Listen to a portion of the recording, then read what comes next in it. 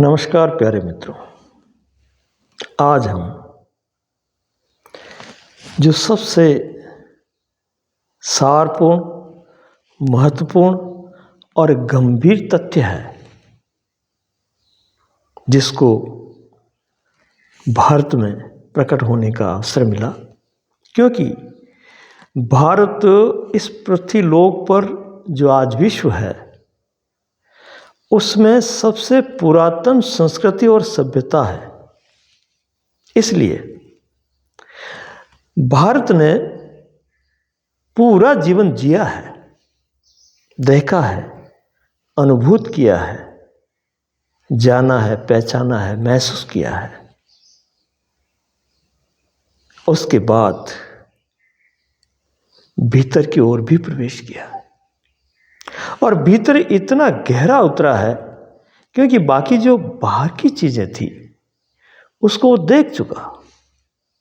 जो आज विश्व अन्य सभ्यताएं शुरू कर रही है उसको भारत पूरा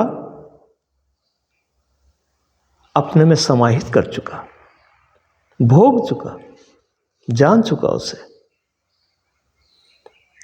और ये सब जानने के बाद में भी प्रश्न खड़ा रहा तो जाकर के भीतर की यात्रा प्रारंभ की। और वो यात्रा भी इसलिए सहज और गहन हो पाई कि बाहर की कोई चीज उसको रोक न पाई। बाहर का कोई आकर्षण नहीं था, तनाव नहीं था, स्वतंत्र उड़ान थी। बाहर की कोई इच्छा नहीं थी, आकांक्षा नहीं थी। इसी बात को लेकर के हम आज पहला एपिसोड प्रारंभ करने जा रहे हैं, जिसे नाम दिया है अष्टावक्र गीता। वैसे अनेक गीताओं का निर्माण हुआ है हमारे यहाँ। सबसे प्रचलित श्रीमद् भागवत गीता जो कृष्ण और अर्जुन का संवाद है। इसी तरह से राम गीता भी है, शिव गीता भी है, अनेक गीताएं बनी। गीता का मतलब हृदय से, भावनाओं से जो का त्यों गीत गाया जाए। जो गीत रोम रोम में प्रवाहित हो रहा है, आनंदित हो रहा है, उसे अभिव्यक्त किया जाए। गीता छंदबद्ध है, लय ताल में है, शब्दों का अच्छा चुनाव है। लेकिन इन सब गीताओं को देखते हुए भी हमें आज जिसका हम शुभारंभ कर रहे हैं वो है अष्टावक्र गीता, जिसमें अष्टावक्र वक्ता है और जनक श्रोता है। बड़ी प्यारी बात, बड़ी प्यारी घटनाएं उनको सुनते सुनते घटती है, क्योंकि उन दोनों का सीधा संवाद है। किसी प्रकार की पद प्रतिष्ठा, उम्र का आकलन या शारीरिक सुंदरता, ऐसा कुछ नहीं है। जो कि त्यों बात है, सीधा संवाद है। और सीधा संवाद जब होता है, किसी प्रकार की छवि का अटकाव नहीं होता है, किसी भी प्रकार की पद प्रतिष्ठा आड़े नहीं आती। न यह आता है कि मैं जानता हूं, या न यह होता है कि मैं सम्राट होते हुए, जनक सम्राट होते हुए भी अष्टावक्र से प्रश्न पूछता है, और वो भी चरणों में बैठ करके। जनक वयोवृद्ध हैं, अनुभवी हैं, अच्छे शासक हैं, और उनका समय करीब करीब जितने भी विद्वत मंडली है, जो भी ज्ञानी हैं, विद्वान हैं, तर्कनिष्ठ हैं, उनके अंदर ही व्यतीत हुआ। राज्य काज तो चलता ही था, लेकिन उन्होंने अपने जीवन में कभी युद्ध नहीं किया। न ये लालसा की कि मेरा खजाना अधिक बढ़ जाए। सिर्फ एक ही जिज्ञासा थी उनमें कि कैसे मैं भीतर की यात्रा पर सफल हो जाऊं। इसलिए वो अधिकतर विद्वानों के मंडली को बुलाते, उनसे बातचीत करते, शास्त्रार्थ होता और फिर किसी बिंदु पर जहां अटक जाते, जो समस्या होती, उसको फिर जो है दूसरे दिन हल किया जाता। यही कार्य था जनक का। ऐसा जनक जो सम्राट था, किसी बात की कमी नहीं थी, आकांक्षा नहीं थी, इच्छा नहीं थी। ऐसे महान सम्राट, गंभीर और वयोवृद्ध, और ऐसा धर्म सभा जोड़ने वाले व्यक्ति में भी तो विद्वता होगी, जानकारी होगी, बहुत गहरी पेट होगी उसकी। ऐसा व्यक्ति जब 14 वर्ष के लड़के के चरणों में बैठ करके प्रार्थना करता है कि हे प्रभु, मेरा समाधान करो,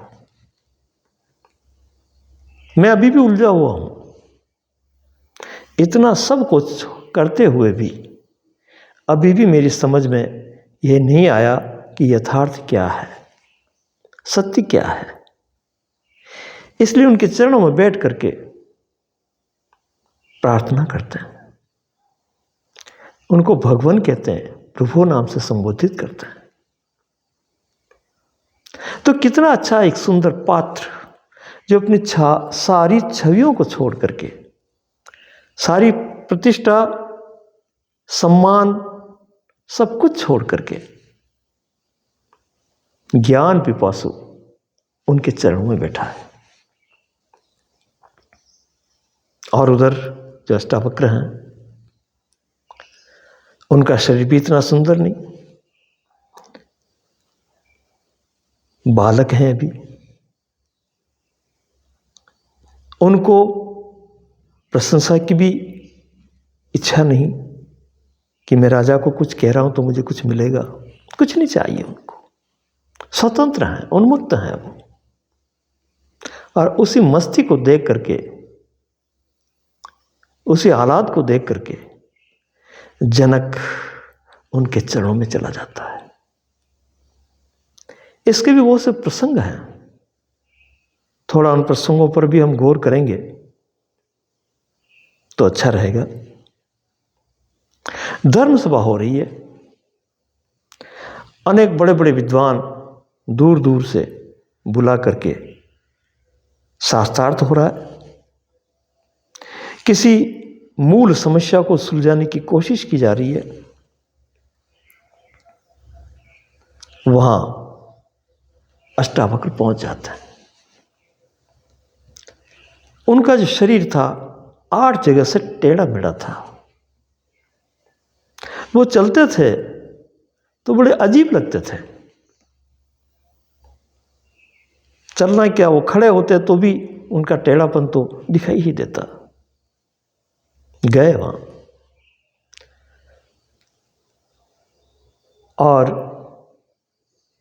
खड़े हुए तो उनको देख करके जितने भी विद्वान वहां उपस्थित थे वो सब हंसने लगे। उनकी हंसी को सुन करके बाद में अष्टावक्र भी हंसे। तो जनक के मन में एक प्रश्न उठा कि ये सब तो हंसे क्यों?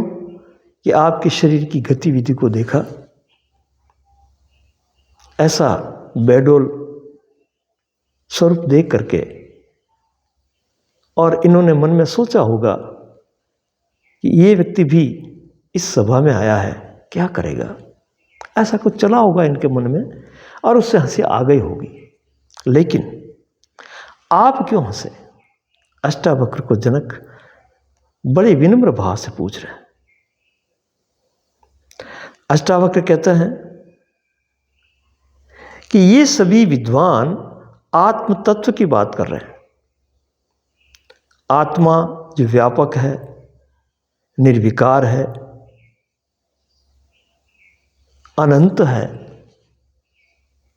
उसके रहस्य को जानने के लिए यह चर्चा हो रही है।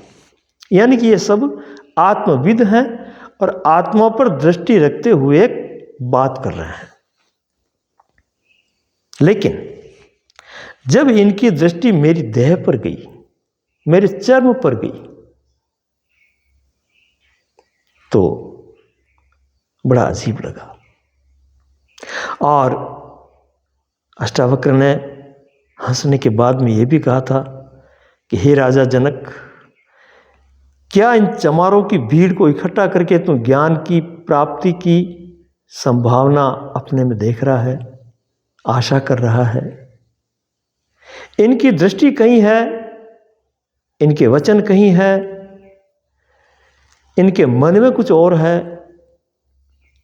ऐसे व्यक्ति आत्मा की जो बात ही कर रहे हैं, आत्मा का एहसास नहीं कर पाते, आत्मा को अनुभूत नहीं कर सकते, क्योंकि इनकी दृष्टि में खोट है।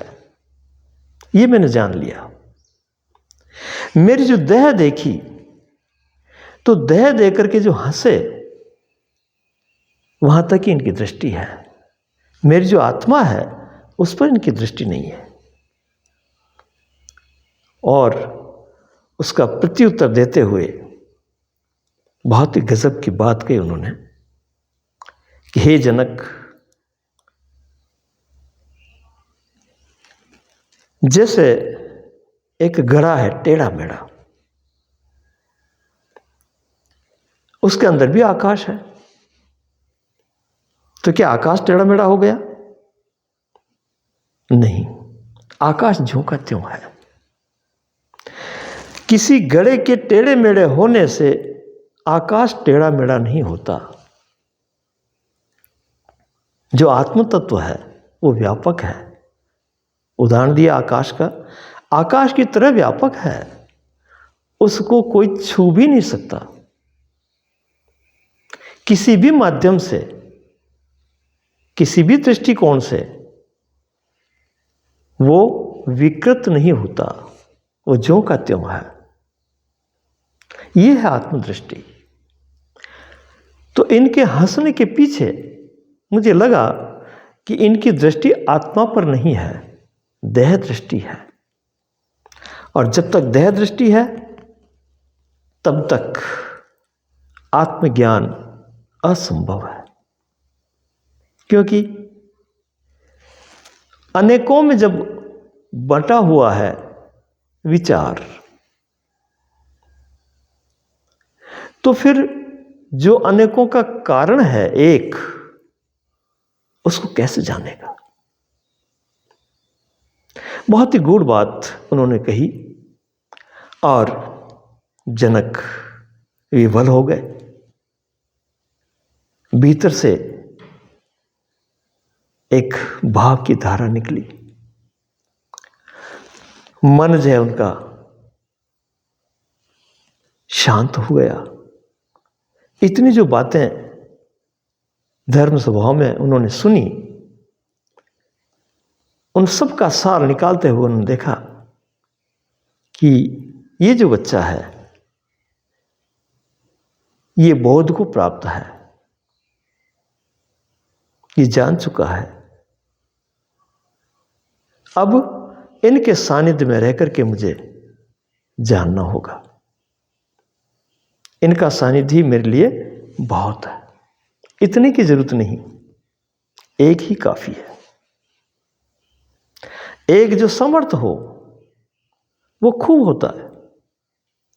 बाकी भीड़ में अगर आप ढूंढेंगे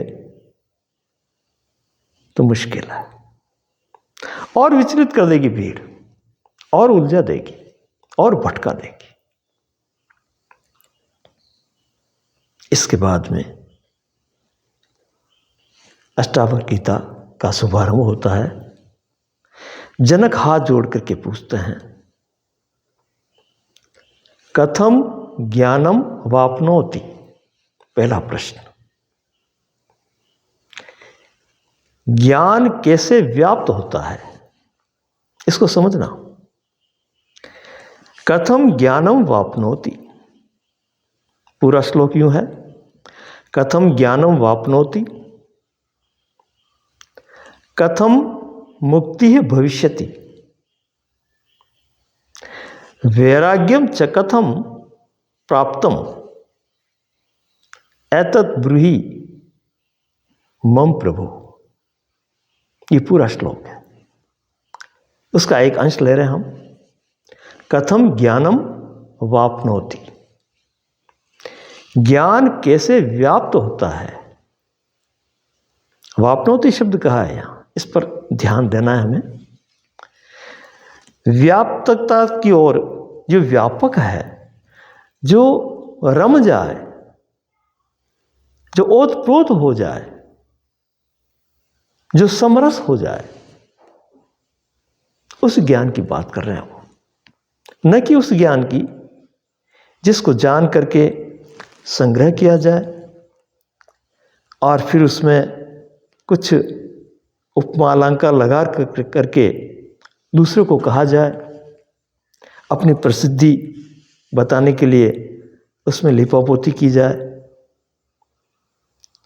वो ज्ञान नहीं है, वो जानकारी है, वो संग्रह है, वो सुनी हुई बात है, अनुभूत नहीं है।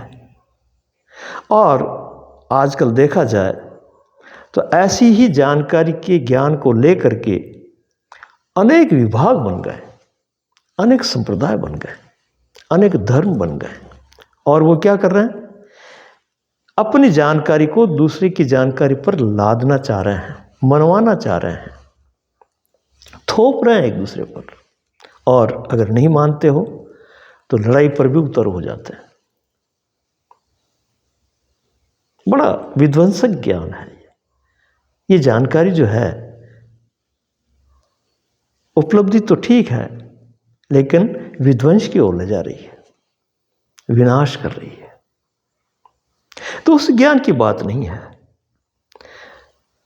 हमारे यहां भारत में महावीर स्वामी भी हुए हैं, उन्होंने अंतिम में कहा केवल ज्ञान।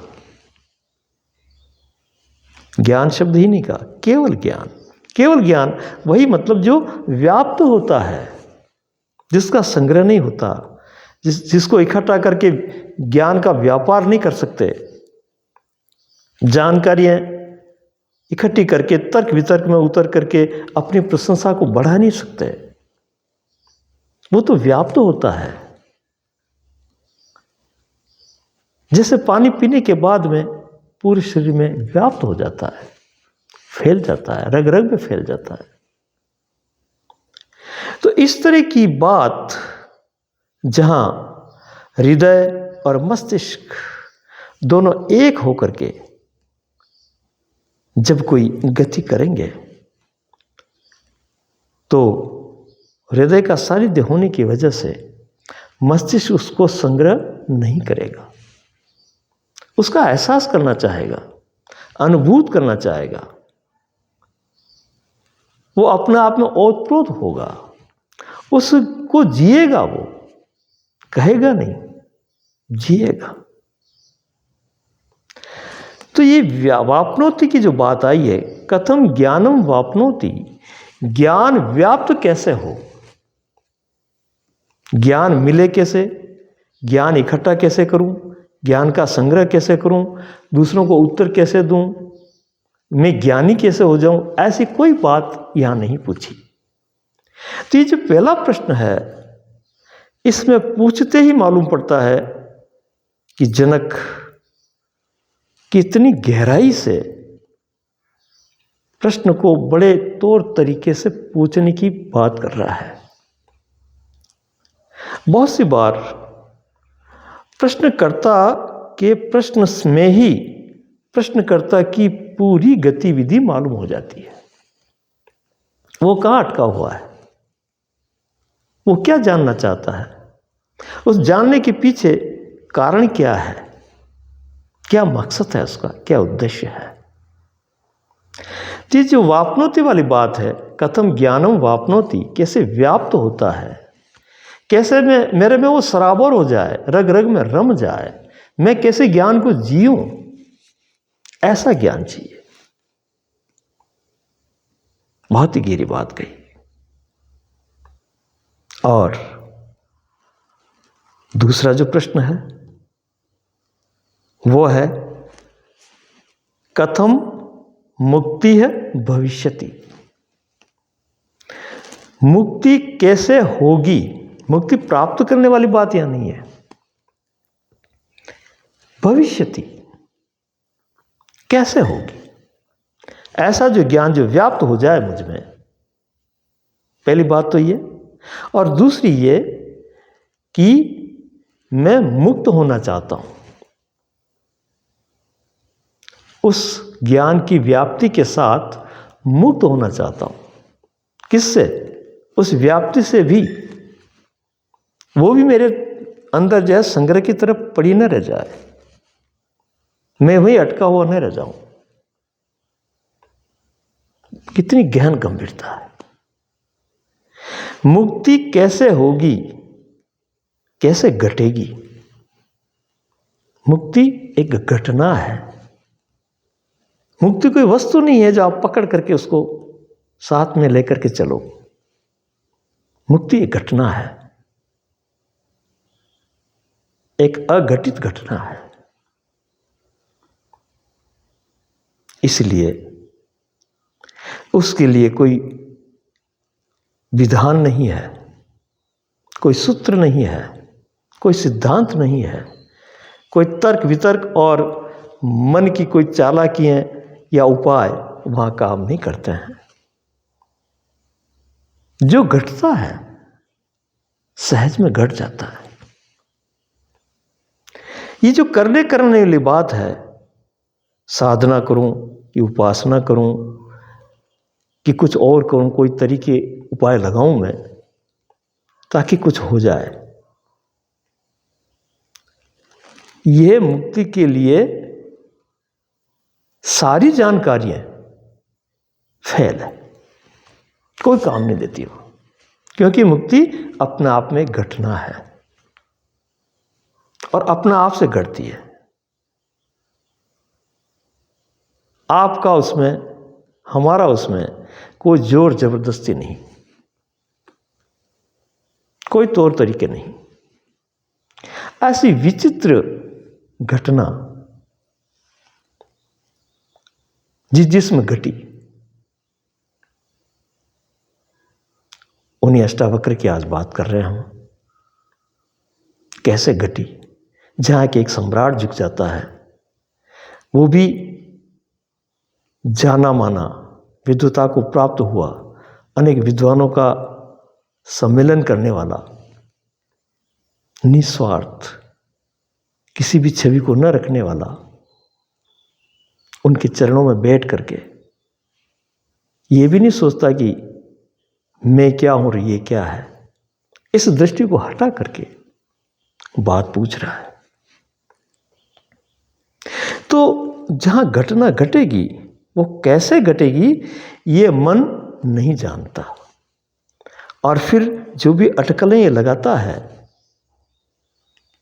उसमें अपनी तरफ से उलझने की बात ज़्यादा आती है, सुलझने की बहुत ही कम।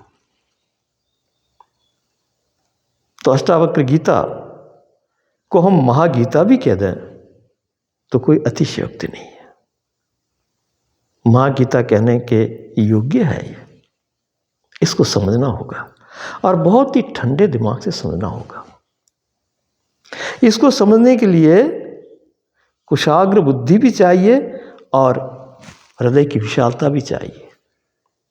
दोनों का कॉम्बिनेशन, दोनों का सामंजस्य जब होता है तो अष्टावक्र गीता कुछ कुछ समझ में आती है। और ये अगर समझ में आ गई फिर कुछ भी समझने की जरूरत नहीं, हो गया काम। क्योंकि जो जनक है वो अनेक वेद, वेदांत, दर्शन, उपनिषद, पुराण सभी को रोज सुनता था और उसमें जो पारंगत थे, विशिष्ट व्यक्ति थे, उनके मुंह से सुनता था। सुनने में क्या कमी रही, जानने में क्या कमी रही? ऐसा व्यक्ति कह रहा है कि वो मुक्ति की घटना कैसे घटेगी। सही कह रहा हो, क्योंकि घटना अगर होती तो इतना जो उसने सुना उसमें कहीं न कहीं हो जाती। ऐसा क्यों पूछता फिर वो? ऐसा हुआ नहीं, इसलिए पूछ रहा है और बड़ी नम्रता से पूछ रहा है, बड़े भाव विभोर होकर के, समर्पित होकर के बात कर रहा है। एक सत्पात्र की तरह, सुपात्र की तरह जनक प्रश्न कर रहा है। अब जो जवाब आएंगे अष्टावक्र की तरफ से, वो आगे के वीडियो में हम चर्चा करेंगे, उस पर समझने की कोशिश करेंगे। लेकिन अभी जनक की ही बात चल रही है कि जनक किस जिज्ञासा से, कितनी उत्कंठा से, कितनी त्वरा से, कितने भीतर के हृदय के अंदर के भाव से भरा हुआ है और बड़े प्रेम से पूछ रहा है। तो पहला प्रश्न हुआ, कथम ज्ञानम वापनोति, ज्ञान कैसे व्याप्त हो। दूसरा प्रश्न, कथम मुक्ति है भविष्यति, कैसे घटेगी वो, कैसे होगी मुक्ति। तीसरी बात और पूछता है। 3 प्रश्न ही वो करता है, उससे जो है अष्टावक्र गीता का शुभारंभ हो जाता है। 3 प्रश्न, 2 प्रश्न तो ये हो गए। तीसरा वो पूछता है कि वैराग्यम च कथम प्राप्तम, वैराग्यम च कथम प्राप्तम, वैराग्य को कैसे प्राप्त करूं। यह प्राप्त वाली बात आई है। ज्ञान में जो वापनोति की बात आई है, व्याप्त होने की जो बात आई है, वो नहीं कि वैराग्यम च कथम प्राप्तम, वैराग्य को कैसे प्राप्त करूं। बात भी सही है, क्योंकि राग को प्राप्त किया जाता है। राग कहाँ होता है? जिन जिन वस्तुओं में, व्यक्तियों में, विचारों में, या जो भी हम देख रहे हैं, सुन रहे हैं, चल रहे हैं, गतिविधि हमारी जो जीवन जो चल रही है, जहाँ जहाँ भी हमारी पसंद है, पकड़ है, मोह है, इन सब को हमने संग्रह करके जीवन मान लिया है। इनके रागों में हम फंस गए, इनको छोड़ना नहीं चाहते। अब हमें लगता है कि हमने इनको पकड़ लिया, जबकि इस राग ने हमें पकड़ रखा है। राग ही हमारा बंधन है, मोह ही हमारे लिए भयप्रद भी है, दुखप्रद भी है और बंधन भी है। तो मोहवश हम में राग पैदा हुआ और उस राग के चलते हमने बहुत सी चीजों को पकड़ लिया, संग्रह कर लिया और बंध गए। प्राप्त किया। राग में प्राप्ति विशेष है, इसीलिए बोला है उन्होंने कि वैराग्यम च कथम प्राप्तम, वैराग्य को कैसे प्राप्त करूं। इस राग से दूर होकर के, जैसे मैंने राग को प्राप्त किया, क्योंकि प्राप्ति शब्द जो है राग के साथ सन्निहित है, जुड़ी हुई है। जितनी भी प्राप्त चीजें हैं या प्राप्त करने की और इच्छा है, वो सब राग की वजह से हो रही है। अब जनक पूछ रहा है कि इस राग से वैराग्य कैसे हो, वैराग्य को कैसे प्राप्त करूं। ये भी बहुत गहरी बात है, क्योंकि मन ये सोचता है कि जैसे राग को पकड़ने में या उसको इकट्ठा करने में प्राप्ति की, मैंने संग्रह किया, उसी तरह से वैराग्य को भी संग्रह किया जा सकता है, ऐसा मन सोच रहा है। और मन के सोचने से ही ऐसा प्रश्न उठा, प्राप्ति का प्रश्न उठा, जबकि वैराग्य में कोई प्राप्ति नहीं होती। जहाँ कोई प्राप्ति की इच्छा नहीं, जहाँ कुछ भी नहीं चाहिए, वही वैराग्य है। सर्व रागों से रहित, निर्मोह, कहीं अटकाव नहीं, कहीं जुड़ा हुआ नहीं, सारे जो जुड़ाव हैं उसके, जो उसको बांधे रखे हैं, उनसे अलग हो जाना, उनमें आसक्ति नहीं रखना। जो निरासक्त है, संपूर्ण रूप से, टोटली, पूर्णतया जो निरासक्त है, वही वैराग्य है। और मन ये भी कहेगा इन सब से हट करके कि मैं वैराग्यशील हो गया या मैं वैरागी हूं, ऐसा पद, ऐसा नाम संबोधन भी लगाते हैं, फिर वही कचरा हो गया। वैरागी का मतलब मैं वैरागी हूं ऐसा कहना भी वैराग्य नहीं है, क्योंकि उस पद प्रतिष्ठा से, उस छवि से फिर वो चिपक गया, फिर अटक गया, उस नाम में फंस गया। तो वैराग्य ये भी नहीं चाहता है कि मैं किसी को कहूं कि मैं वैरागी हूं, मैं वैराग्यशील हूं, मैं आसक्ति रहित हूं। कितनी गहरी बात है।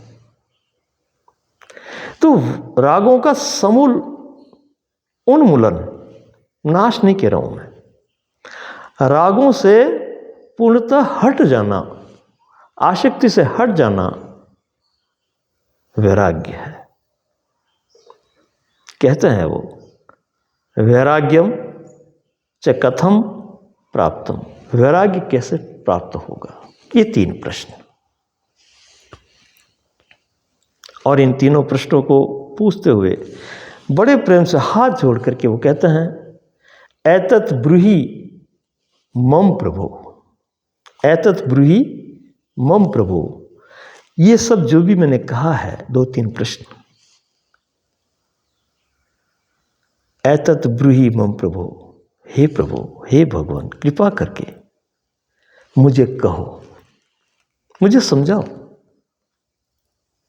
मैं आपकी शरण में आया हूं, समर्पित हूं, मैं जानना चाहता हूं, मैं उस ज्ञान से ओतप्रोत होना चाहता हूं, मैं मुक्ति का एहसास करना चाहता हूं। मुक्ति क्या है, कैसे घटित होगी, वो कब घटित होगी,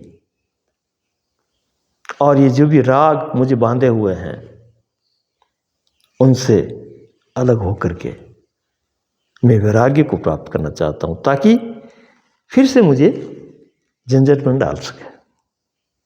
इस तरह की बात बड़े विनयशील होकर के कह रहे हैं वो, एतत् ब्रूहि मम प्रभो, मुझे, हे प्रभु, हे कृपा निधान, दया करके, कृपा करके मुझे कहो, मुझे समझाओ, ये सब क्या हो रहा है, कैसा है, क्यों है। तो इन सब बातों से हमें मालूम होता है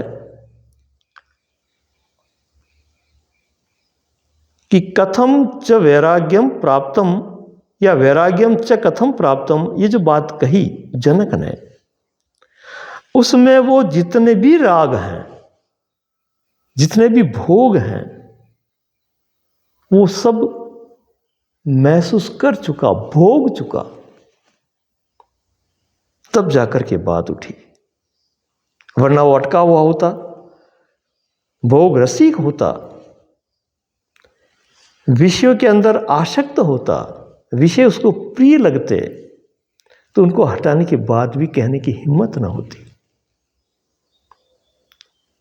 इनको हटाने के बाद वही कह सकता है जो इनको अच्छी तरह से भोग चुका, जान चुका इनकी तह को, इनकी गतिविधि को जान चुका, ये कितने गहरे हैं, कहाँ तक काम करते हैं और इसके क्या परिणाम आते हैं। ऐसा जनक ने अपने जीवन में एहसास कर लिया और उस एहसास के बलबूते पर ही उसने कहा कि राग छूटे वैराग्य हो, वैराग्य प्राप्त हो। तो बहुत गहन गंभीर बातें जनक ने पूछी है और उसी गंभीरता से अष्टावक्र सुन रहे हैं और सुन करके अब आगे जो निराकरण करेंगे, बातचीत करेंगे। ये सीधा संवाद है दोनों के बीच में, दोनों सहज हैं, दोनों सरल हैं, दोनों पर कोई उपमाएं नहीं है, कोई छवियां नहीं है उनकी, सीधी सी बात कर रहे हैं और न किसी उदाहरण को ला रहे हैं, न कोई तौर तरीके ला रहे हैं। जनक साधारण रूप से पूछता है, वो नहीं पूछता है कि मुझे भगवान चाहिए, मुझे कोई सिद्धि चाहिए, मुझे वैभव चाहिए, ऐसा नहीं पूछता वो। मैं कैसे साधना करूं, कैसे नियम पालन करूं, किन सिद्धांतों को अपनाऊं, कुछ नहीं पूछता वो। सीधी सी बात करता है कि बात यह है और अब इसका क्या हो सकता है मुझे मालूम नहीं। ये बड़ी हिम्मत की बात है। जो आदमी ये कह सकता है कि मैं नहीं जानता, मुझे मालूम नहीं, हे प्रभु एतत् ब्रूहि मम प्रभु, ये सब मुझे कहो प्रभु, मैं नहीं जानता, मुझे मालूम नहीं। यह है सरलता, यह है सहजता। और ऐसे सतपात्र में ही जो गहन से गहन रहस्य हैं वो प्रकट होते हैं। इतनी सहजता चाहिए, इतनी सरलता चाहिए, कह सके कि मैं नहीं जानता और वो सरलता से कह सके मुझे नहीं मालूम, भीतर तक कह सके, न कि किसी का परीक्षण करने के लिए, किसी की जांच पड़ताल करने के लिए। ऐसी कोई बात नहीं, सहजता से सरलता से ये कह दे कि मैं नहीं जानता प्रभु, आप ही बताओ, आप ही कुछ करो। धन्यवाद।